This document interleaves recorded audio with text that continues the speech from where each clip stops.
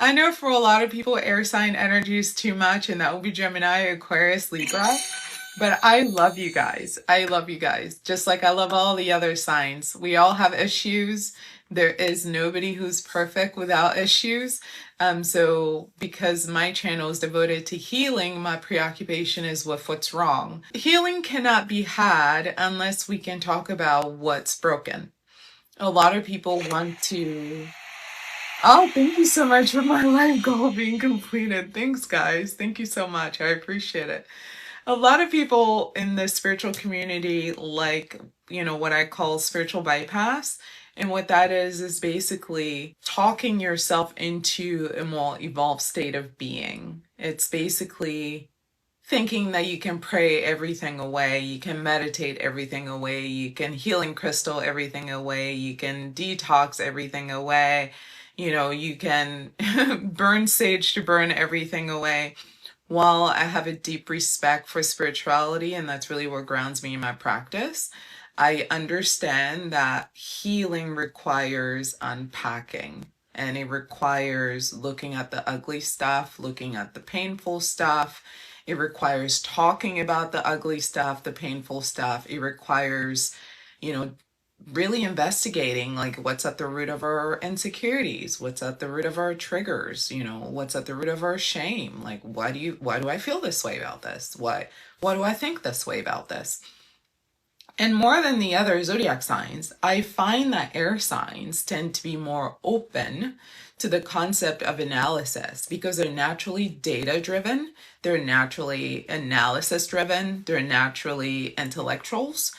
They have an easy ability to separate their emotions from their logic. They're constantly in the state of analyzing information to make sure they're being logical. In the case of Libra, it's also to make sure they're being fair in their relationships, but Libra inherently knows that fairness is tied to being logical because 1 + 1 = 2.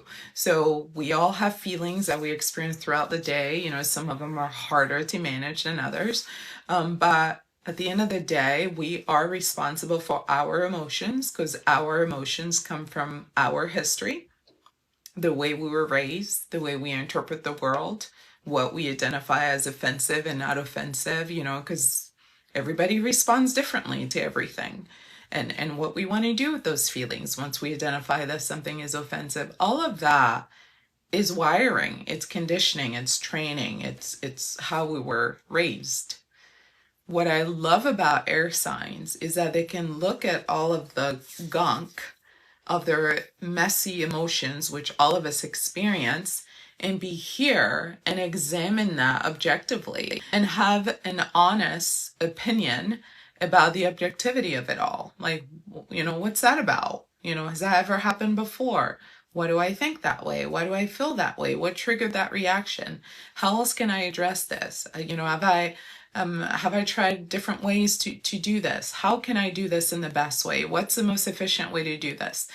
Many other signs are simply too wrapped up in their emotional experience to actually engage their logic, their psychology, to identify, what is the root of the problem? Is it possible that I'm the problem? Is it possible that my behavior is the problem?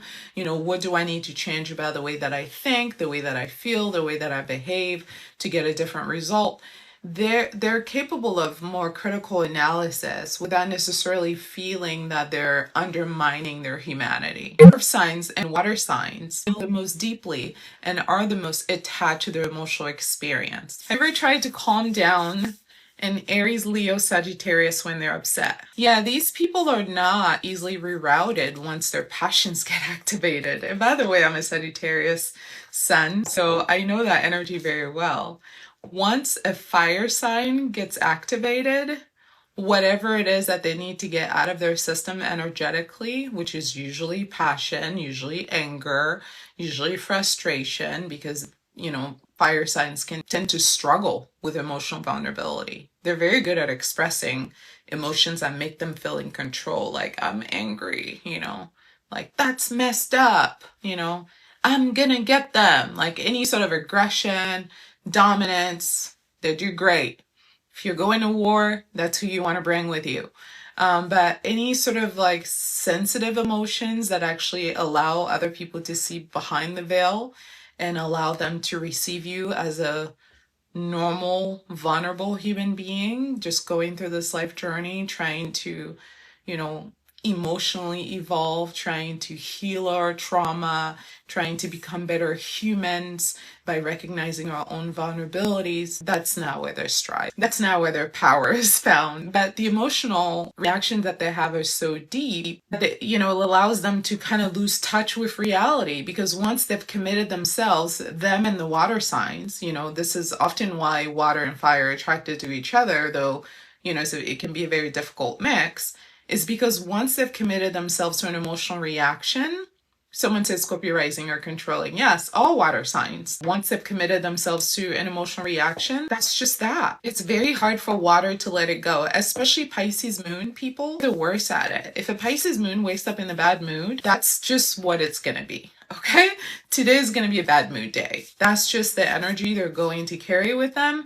That's what they're going to bring with them. That's what they're going to wallow in. That's what they're going to marinate in.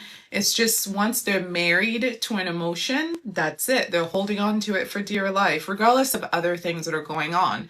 The other thing about water signs too is that they have this uncanny ability to ignore all the positive things that are happening when they're in a negative emotion.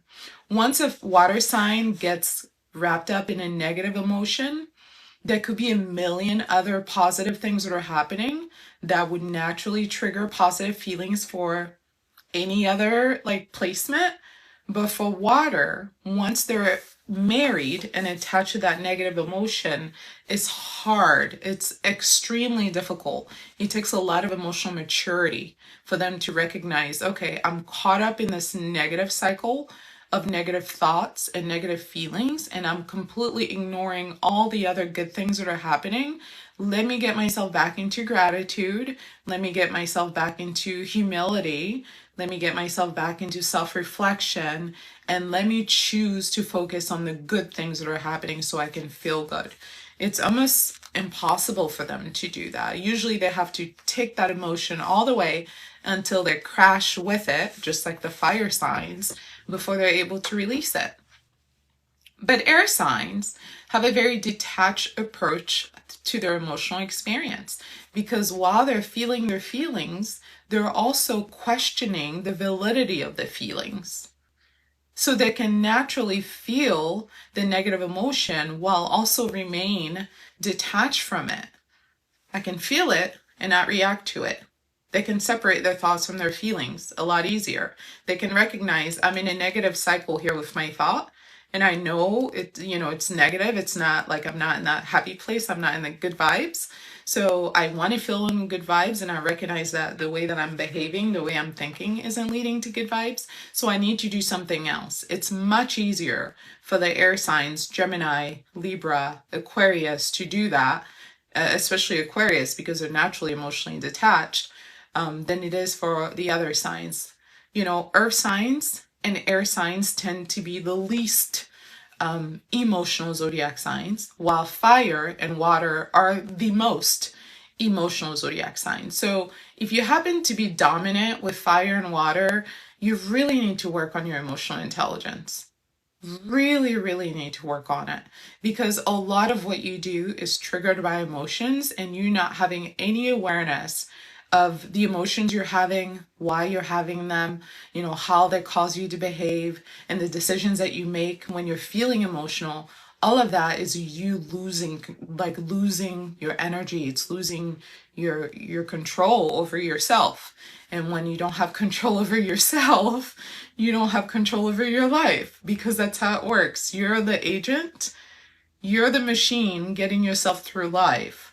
And if you're not controlling yourself and your emotions, and you don't understand your emotions, or you even think that you don't have any emotions, which I know a lot of adults are still very stunted emotionally.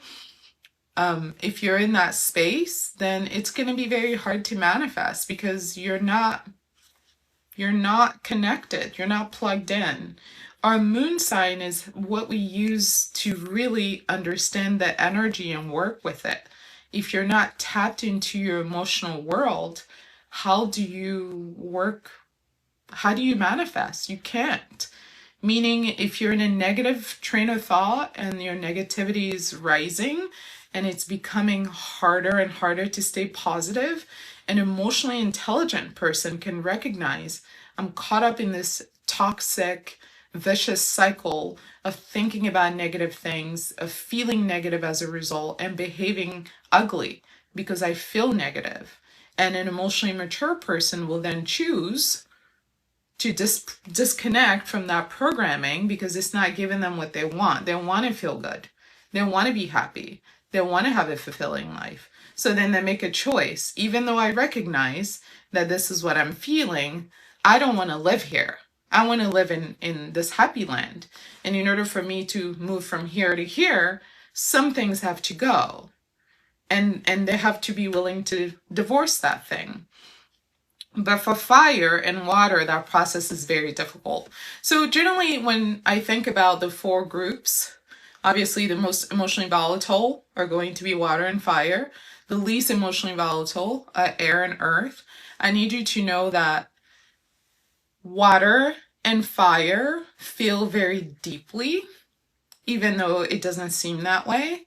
And earth and air feel very broadly. That's really what's happening. So we have depth of emotion. So when a fire sign feels consumed by anger, which is a common emotion for fire signs, like anger, wanting to fight, wanting to argue, wanting to dominate, this is totally their territory. They don't have a lot of range in emotional expression. For fire signs, emotions that we often associate with masculinity are emotions that they're very comfortable with. Now, the emotions that we often associate with femininity are emotions that they're not comfortable with. So oftentimes, fire signs will rage to avoid speaking on the fact that they're embarrassed or they're sad or they're frustrated. So fire signs will rage to avoid expressing the more feminine emotions. And the women do this too. You know, when I talk about femininity, masculinity, it's not really about your sexuality or your gender in that way. It's really the energy, you know, the energy of aggression, of the chase, of wanting to conquer, of wanting to dominate. All of that is fire and all of that is masculine. Femininity is about withdrawal. It's about being passive. It's about yearning. It's about waiting. Even though the air signs are masculine when it comes to emotional expression, they tend to be more withdrawn and they tend to be more observant of their emotions as opposed to feeling their emotions. This is why these two groups, you know, earth and air, before they take an action to respond to an emotional response from people, it takes them a while. You know, you're not going to catch a Taurus, Virgo, Capricorn being emotionally erratic at the first sign of emotional distress. That's not their persona because they're grounded, they're earthy, they're stable people. They're going to sit and they're going to examine what's going on. They're going to allow themselves to gather all the information about what's going on. But just like, you know, an earthquake, once they've decided that they've had enough, you're going to feel that to the depths of your soul. The same thing with air signs. You know, Gemini, Libra, Aquarius are not emotionally reactive people. They're just intellectually curious. They don't really associate emotions to everything they do. They can separate themselves from their feelings. They can look at life objectively and make decisions based on psychologically what makes sense. But once you've pushed these people too far and are drowning them with emotional negativity, then you will cause an eruption in them too. And when that cyclone of air starts to spin, have you ever seen that energy of the cyclone of the air when you have a tornado? There is no escaping that vortex. You are going to feel that all the way through and through because at that point, they have all the data that they need to let you know exactly where you got them fucked up at. And they're very specific. So you can't say, oh, I didn't know, or I don't understand, or no, it's all right here. A, B, C, D, E, here's the evidence, here are the receipts, here's the data. I have been collecting it for quite some time. I have not responded to it because I was analyzing it. But now that I'm done analyzing it, here's my response. And my response is not an emotional response. It's a logical response based on the evidence. This is what you did. This is what you're getting. Signs are the same way. They're not emotional when they respond. So if you can get any of these guys at the moon placement to erupt, it's because you did a lot, because they're not the erupting kind. Now, the water signs at the moon and the fire signs at the moon, these guys are constantly erupting. They're having like 1 million eruptions every day. And they brush it off. When they're done erupting, it's like it never happened. They move on. The waters have a harder time getting it out of their system, but the fires, they could have a whole meltdown, and after that, they're like, la la la la. Let's move on. What's next? What's new? You know. And this is what I love about earth signs. Somebody said so true about earth signs. Yeah, this is what I love about air signs. What I love about earth signs. Like, I love how grounded earth signs are. I love they're not logical, but it's like they're not gonna let you take their power. It's really what it's about. It's they have a lot of control over themselves and their power and their energy. And if they give it to you, it's on purpose. It's not like because they were bored. It's not by accident. So if you want to get a negative emotional reaction from an earth sign, or if you manage to get a negative emotional reaction from an earth sign, like earth sign dominant people towards Virgo Capricorn, I'm sorry, you deserved it. Okay? You deserved it, because these people don't even respond to feelings. They act like they don't have any, honestly. Most of the time they're just focused on the task. They're focused on getting through the day. They're focused on the important things in their lives, and they're focused on maintaining some sort of order to their lives that allows them to feel, you know, accomplished, because they're very accomplishment driven. The air signs are not as focused on, you know, their lives and the concrete aspect of their lives, but they're focused on staying positive. Air signs, all of them, they thrive with positivity. They thrive with keeping their mindset positive, because they understand if you don't control your mind, you don't control your life. So they're not going to let you get in their head to control their head. That's never happening. If anything, they're the ones influencing you in the way that you think, which is really what their gift is. So if you can get these guys at the moon sign to behave so out of control and without any sort of emotional control, then you deserved it, because they're logical people. They're rational people. They're not easily excitable. They don't like negativity. They don't like drama. Even though they engage at times, because we all are humans, it's not really where they like to live. You know, they like to like dip their toe in and back out, like just for the entertainment of it. Like, oh, this was fun. Okay, now moving on to like life and enjoying my world.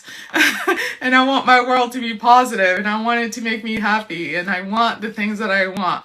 And I know entertaining this negativity for a long time is gonna color my life with negativity that I don't want to live with. So that's basically the difference in terms of emotional maturity, emotional response, you know, between the elements. Now, all of the elements can be emotionally immature. I don't think one is more than the other, but some have more control over their emotions than others. And I would definitely give that to the earth signs. You know, as far as emotional control, I would give that to the air signs as well. But as you know, control doesn't always mean mature. Sometimes control means I'm pushing the issues down and I'm pretending that there's no issues because I don't know what to do with the feelings that I'm feeling. You know, emotional intelligence is not about denying feelings. It's about acknowledging them and dealing with them head on in the best way possible, which is very different from ignoring them and pretending that they're not happening. So that's pretty much it. You can book your astrology reading at intuitivehealing.com. You can also watch videos at Intuitive Healing here on YouTube for Astrology 101 content. Listen to the Aquarius podcast on Spotify, as well as here on YouTube for your horoscope. If you're interested in astrology and love connections, you can visit at Styled Under Libra. And of course, for health and wellness and holistic healing, visit at Styled Under Virgo for all of your astrology content. Thanks so much for watching.